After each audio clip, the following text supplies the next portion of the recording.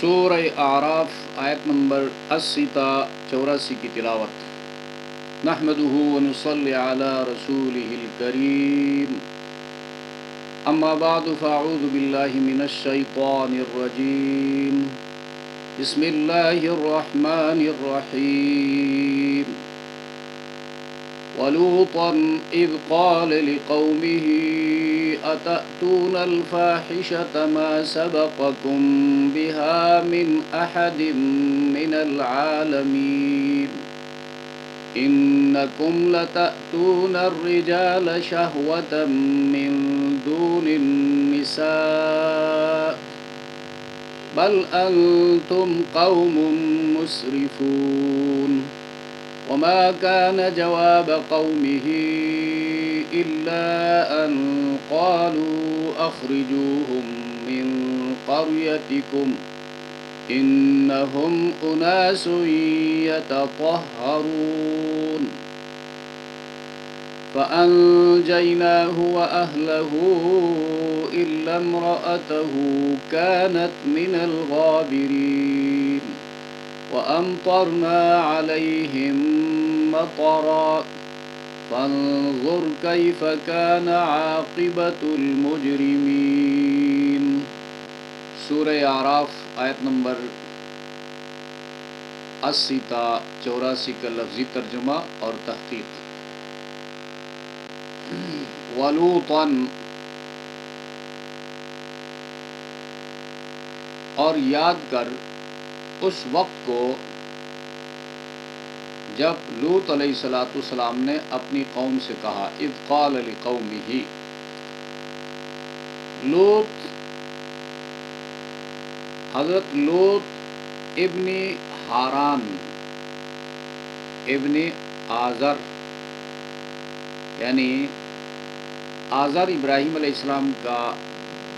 باپ ہے۔ آزر کے دو بیٹے ابراہیم علیہ السلام اور حاران کا بیٹا حضرت لوط علیہ السلام، جو ابراہیم علیہ السلام کے بھتیجے ہوئے۔ اور لوط علیہ السلام کو اللہ تبارک و تعالیٰ نے ڈیڈ سی جو ہے بحر مردار، اس کے ساحلی علاقے کی ہدایت کے لیے بھیجا، جس میں سدوم جو تھا یہ بڑی مرکزی بستی تھی، اور باقی عمورہ اور دوسرے علاقے اس کے آس پاس کے علاقے تھے۔ یہ بالعموم بدکاری، رہزنی اور ناپ تول میں کمی کے مرتکب لوگ تھے۔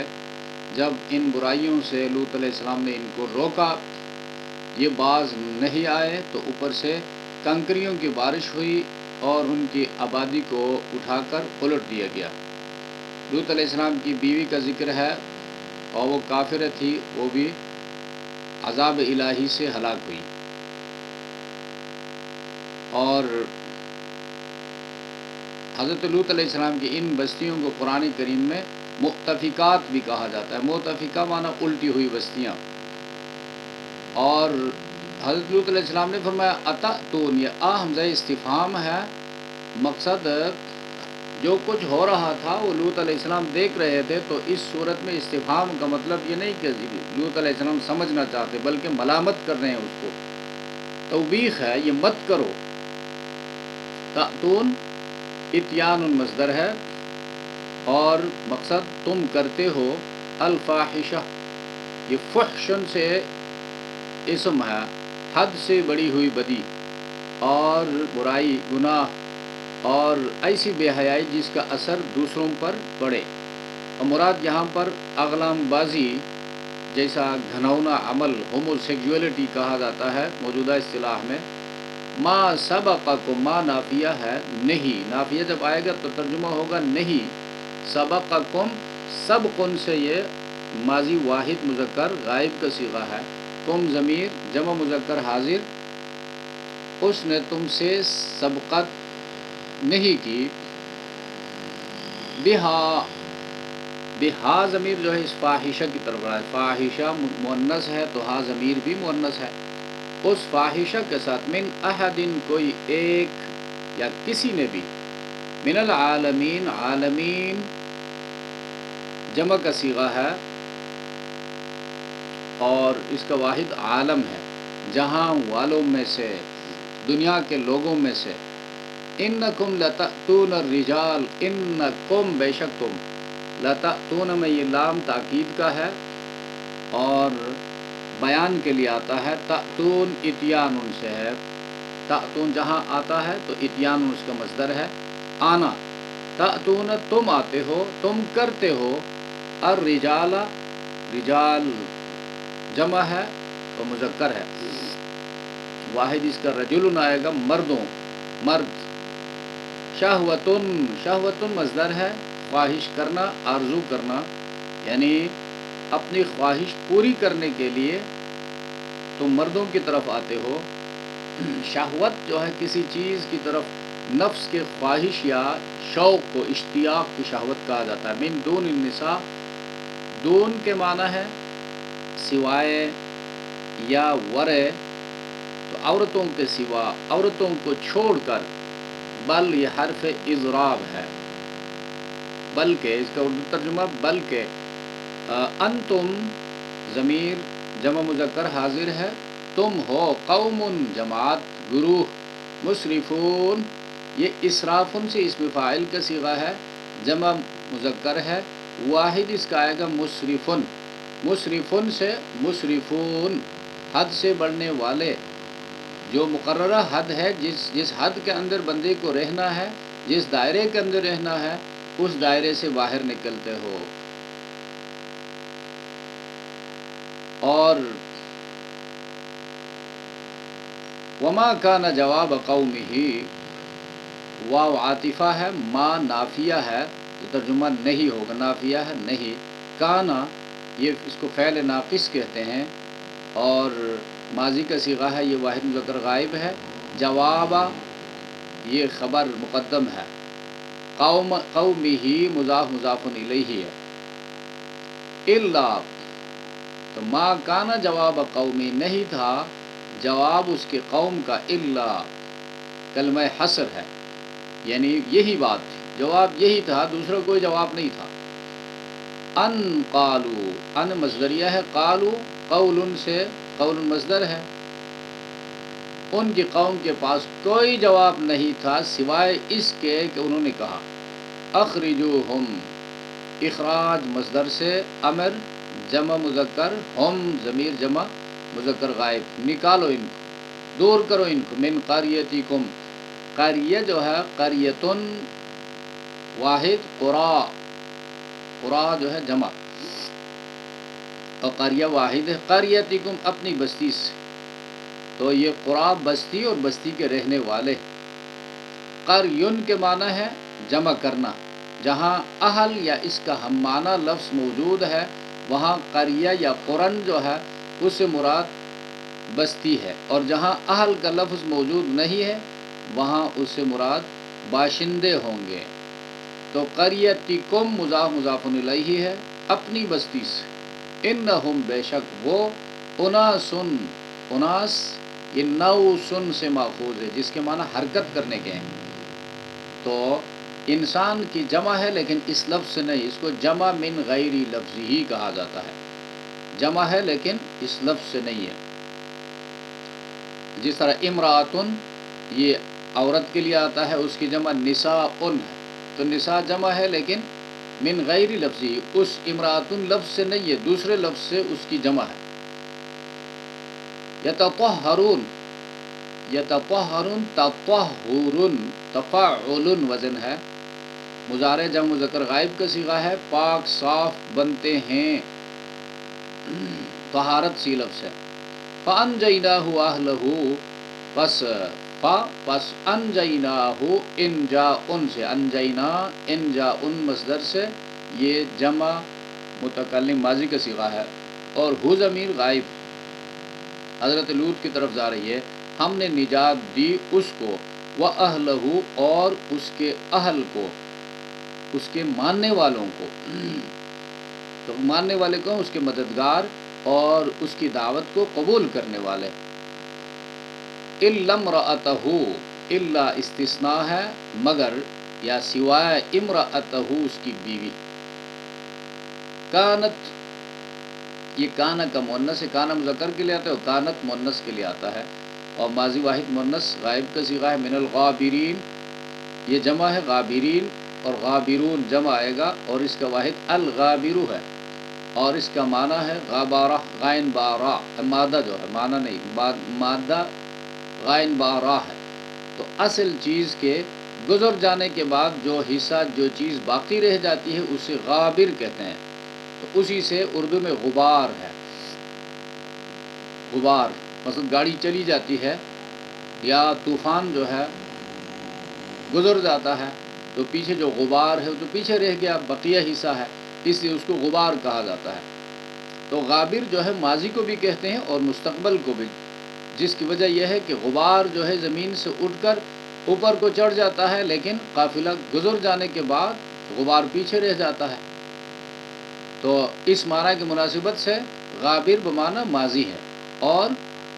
یہ دوسرے معنی کے لحاظ سے بمعنی مستقبل ہے۔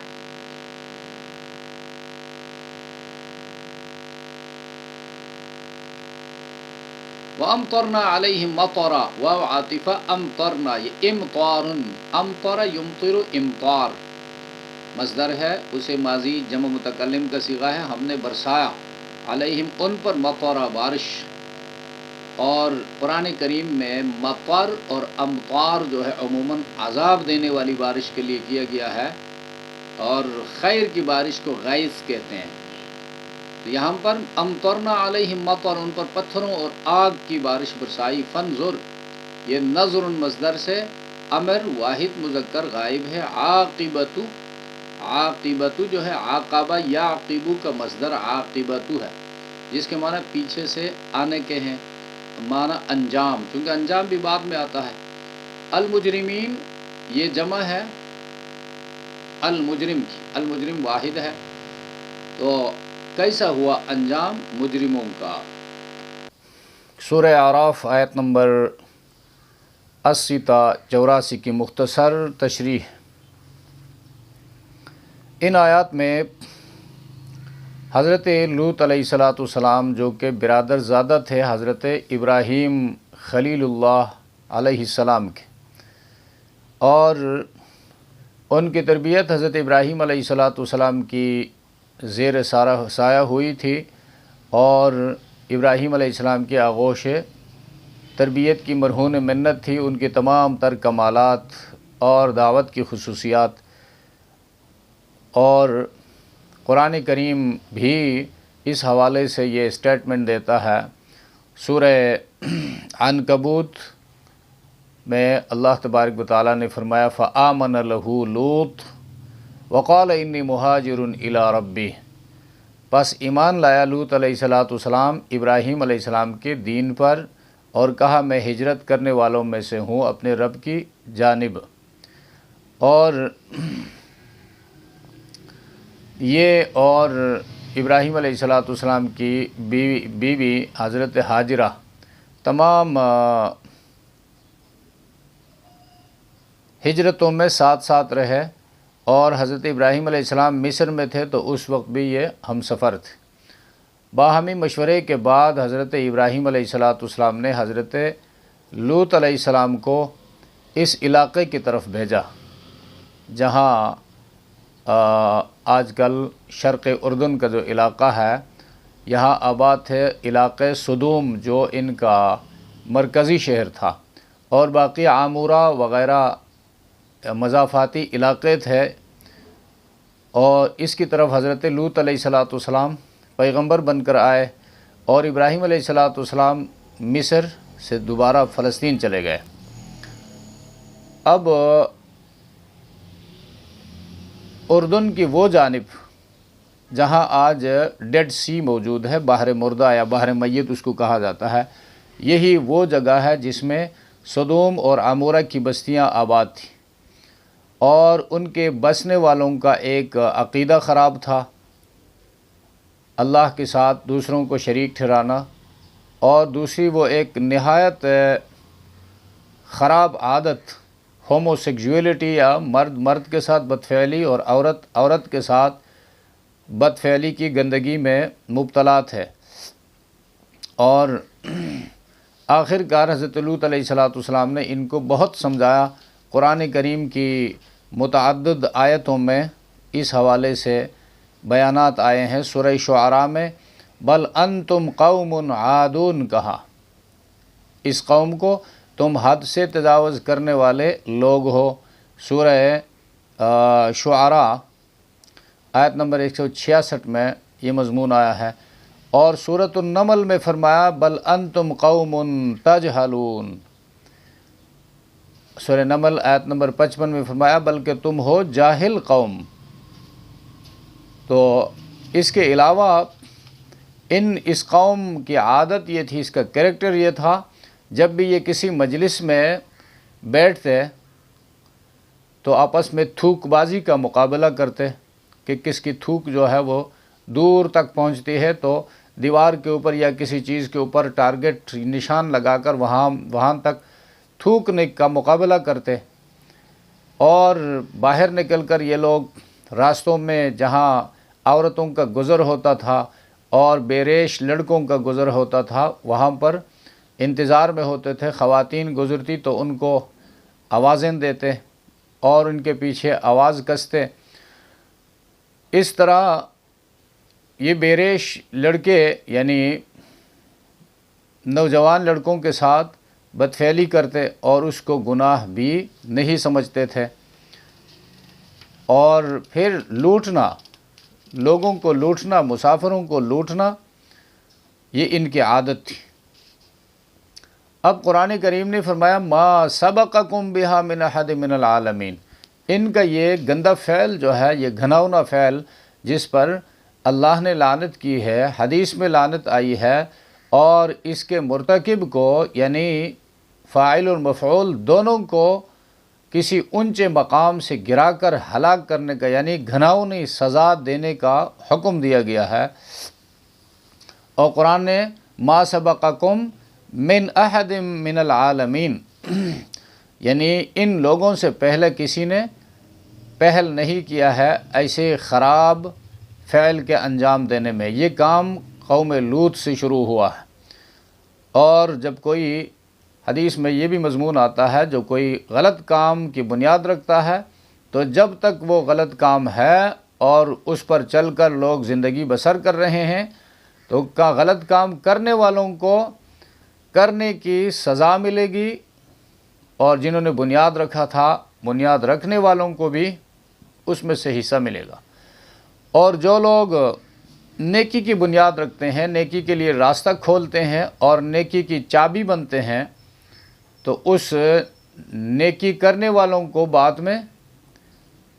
اجر اللہ عطا فرمائیں گے، اور جس نے بنیاد رکھا ہے وہ بنیاد رکھنے والے بھی اس نیکی سے محروم نہیں ہوں گے۔ حدیث میں صحیح مسلم کتاب العلم کی حدیث میں آتا ہے، جس نے حدیث کا ترجمہ یہ ہے، جس نے اسلام میں کوئی اچھا طریقہ جاری کیا اسے اس کا بھی اجر ملے گا، اور ان کا اجر بھی ملے گا جو اس کے بعد اس پر عمل کریں گے، جبکہ خود ان کے اجر میں کوئی کمی نہیں ہوگی۔ اور جو شخص اسلام میں کسی غلط کام کی بنیاد رکھے گا اس پر اس کا بھی وبال ہوگا، اور ان لوگوں کے گناہ میں بھی وہ شریک ہوگا جو اس کے بعد اس پر عمل کریں گے، جبکہ خود ان کے گناہ میں کوئی کمی نہیں ہوگی۔ تو اس حوالے سے دیکھا جائے، اب جب تک یہ کام ہوتا رہے گا قوم لوط والوں کو اس سزا میں حصہ مل کر رہے گا۔ اب دنیا میں جہاں کہیں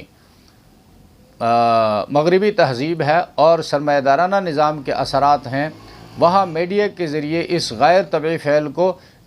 یعنی قانونی فعل باور کرانے کی انتھک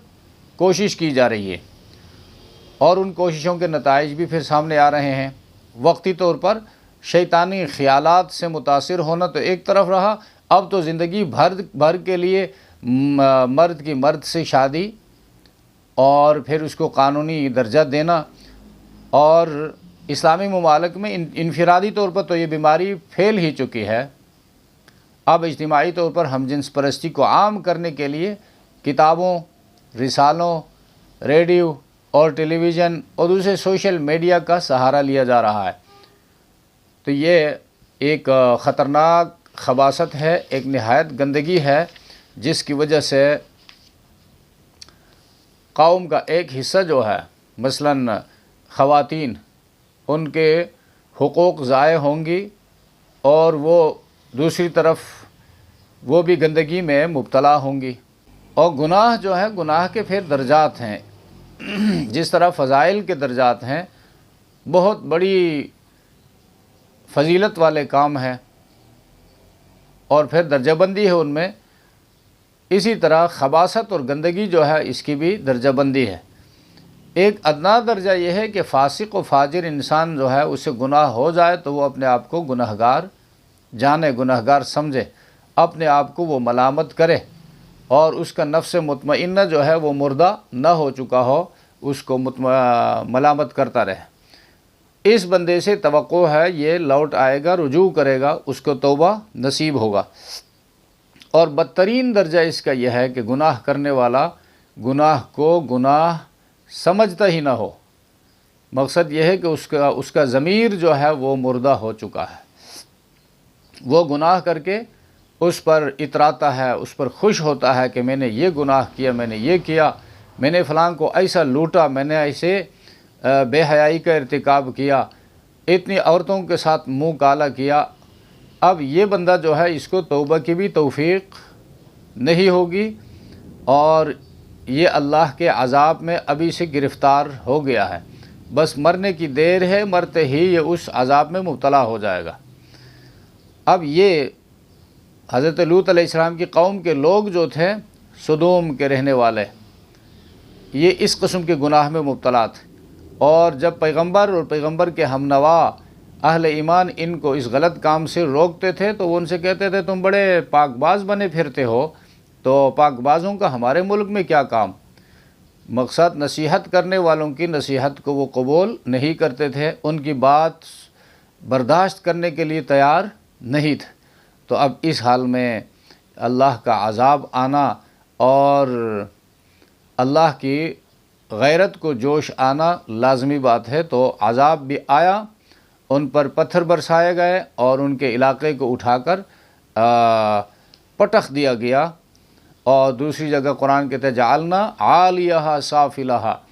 اوپر کا حصہ نیچے کر دیا۔ اور اب جو ہے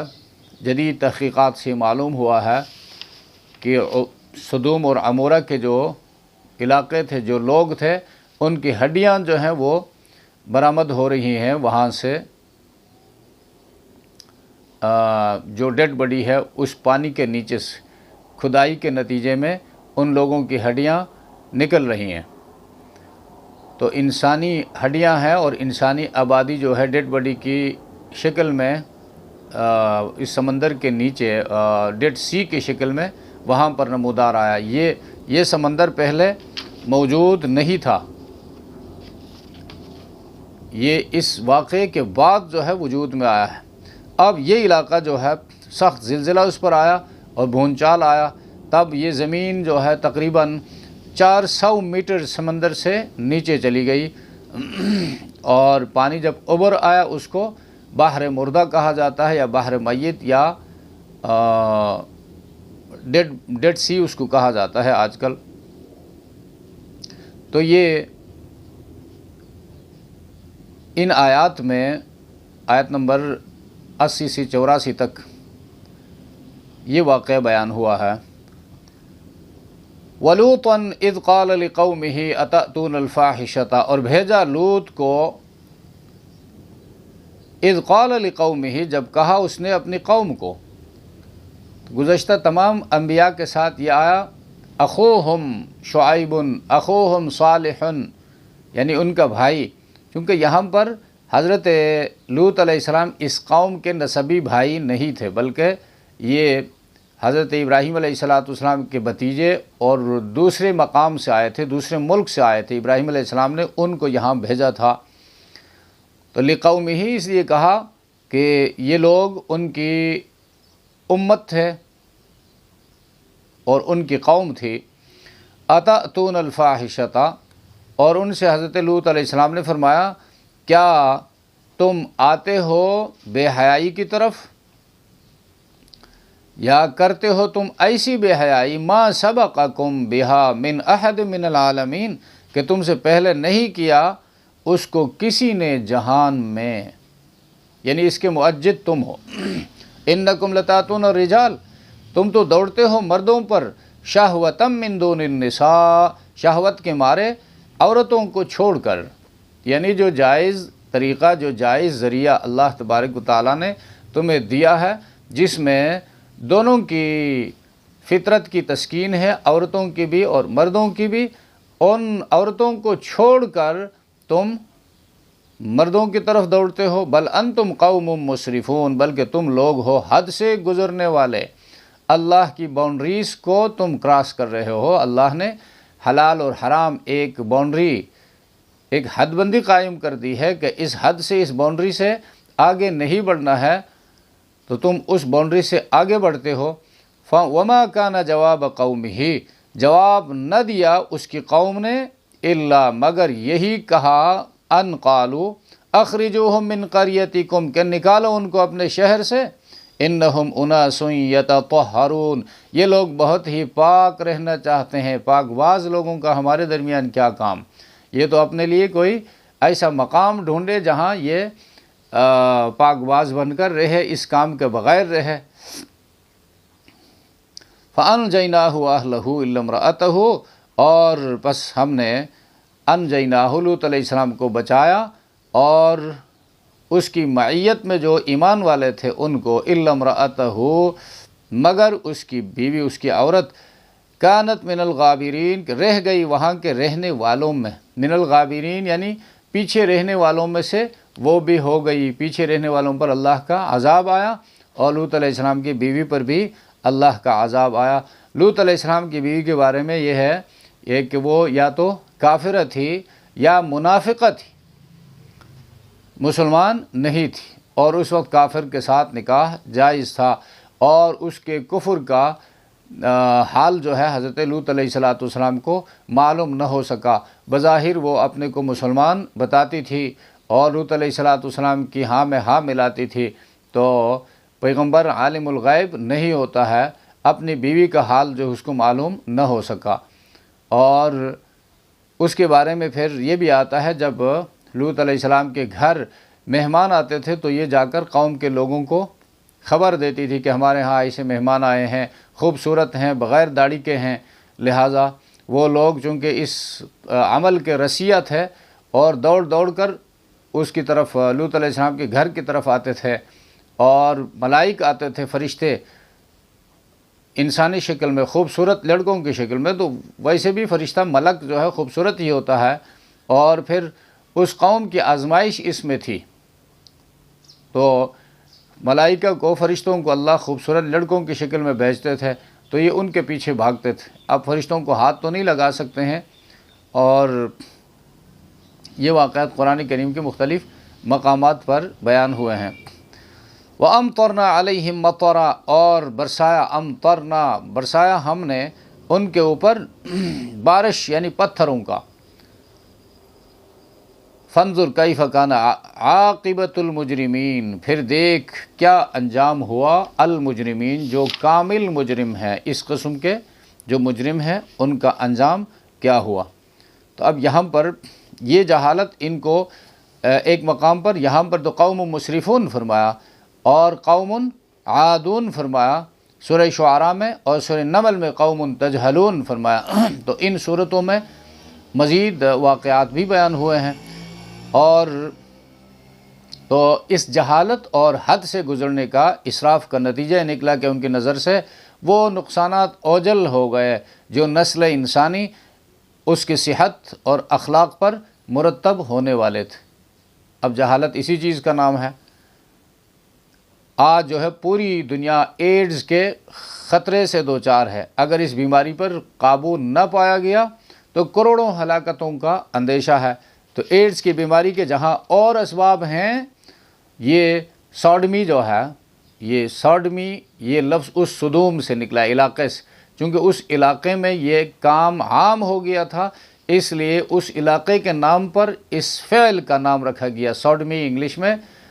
ہومو سیکسولیٹی کو کہتے ہیں، اور یہ صدوم علاقے سے نکلا ہے تو اس علاقے کے نام پر اس عمل کا نام رکھا گیا۔ تو یہ صدومیت جو ہے زنا اور فتنہ نہ کروانا بھی ہے، یہ ختنہ جو ہے، ختنہ نہ کروانا اور ہوموسیکسولیٹی، زنا، یہ سب ایڈز کے اسباب میں سے ہیں۔ جہاں دیگر اسباب میڈیکل سائنس والے بیان کرتے ہیں تو قرآن ان اسباب کو بھی بیان کرتا ہے۔ تو یہ سب کچھ جانتے ہوئے اب یہ لوگ سب کچھ پتہ ہے، ٹیسٹ میں آتا ہے کہ جی ایڈز ہے، ایڈز کہاں سے آ گیا؟ یہ ہوموسیکسولیٹی کی وجہ سے ہے، زنا کی وجہ سے ہے، اور ختنہ نہ کروانے کی وجہ سے جراثیم جو ہے وہ اندر رہ جاتے ہیں اور پھر وہاں پر یہ دوسرے بندے کو لگ جاتے ہیں۔ یہ سب کچھ جانتے ہوئے اس عمل سے باز نہیں آتے ہیں تو اس سے بڑی جہالت کیا ہوگی؟ اور ان لوگوں نے پھر چیلنج بھی دیا۔ اسی واقعے کے ضمن میں سورہ عنکبوت میں آتا ہے، جب لوط علیہ السلام نے ان کو روکا تو انہوں نے کہا فما کان جواب قومہ